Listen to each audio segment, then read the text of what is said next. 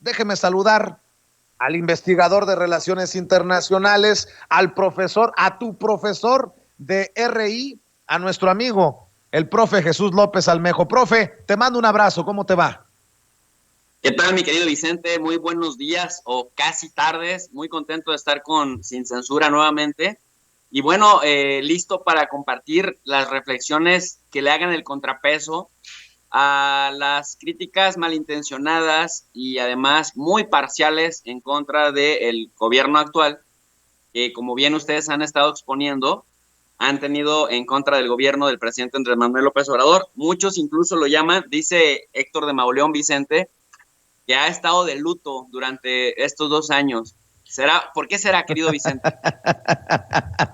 Perdón por la risita, estaba leyendo en Excelsior otra opinión que es verdaderamente lamentable, pero que va más o menos de la mano con lo que dices de Héctor de Mauleón. Federico Reyes Heroles escribe, y lo veo porque lo retuitea Claudio X González: no más maledicencias, no más insultos, no más intrigas, no más generalizaciones, no más diatribas. Exijamos al gobernante que no mancille, cuidemos de nuestros orgullos, cero tolerancia. Mi querido Jesús, pobrecitos, ¿eh?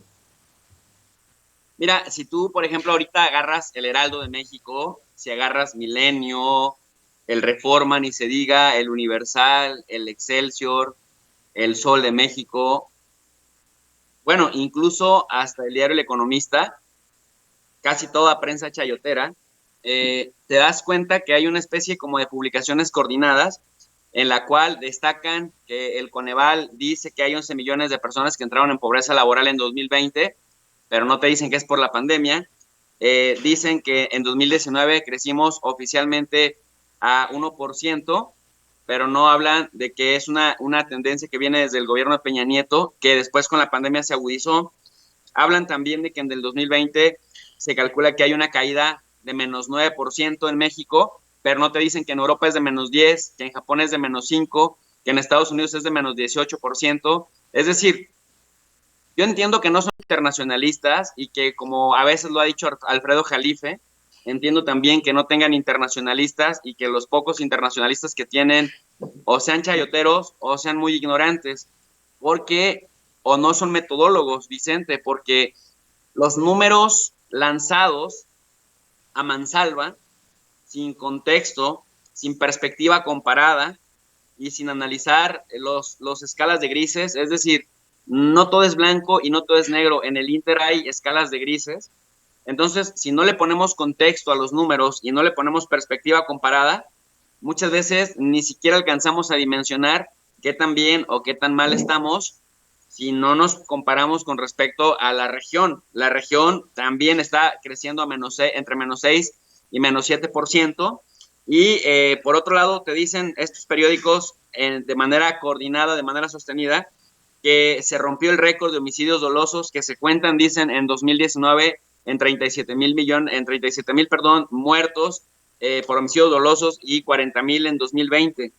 Pero cuando uno revisa desde el sexenio de Vicente Fox hasta la fecha, es una pendiente, Vicente, prolongada, pronunciada, que se disparó con Felipe Calderón y que con Peña Nieto no bajó. O sea, con Peña Nieto sigue ascendente. Y efectivamente, a López Obrador le tocó agarrar la curva y se entiende que sigamos en ascendiente porque se está en el proceso de la construcción de este marco jurídico que tanto se necesitaba, esta reforma constitucional que tanto se necesitaba para crear la Guardia Nacional, a la que, por cierto, le dicen, la han hecho el muro de Trump que había prometido en campaña de 2016. Entonces, vemos puras cosas negativas, vemos números que dan, pero no hacen ni comparación con las administraciones anteriores, ni con las administraciones paralelas, ni hacen estudios geopolíticos en términos regionales para explicarle a la gente que se explica. No se justifica, pero se explica en qué contexto se están dando, digamos, estos números que por sí solos serían catastróficos, pero que entendiendo el contexto, ojo, Vicente, no regional, no únicamente nacional, sino el contexto mundial, que incluso, imagínate que un país como China, Imagínate, China, que es una locomotora económica y comercial, que crecía hace 2 años al 9%, hoy en 2020 solamente va a crecer a 1.2%. O la India, una máquina también de hacer dinero, que venía creciendo a 6.5% hace 2 años, hoy va a decrecer a menos 2%. Si lo vemos, o sea, si hacemos la resta numérica, eso también sería menos 8% en comparación, o menos 9% en el caso de la India, en comparación a como venían creciendo hace 2 años.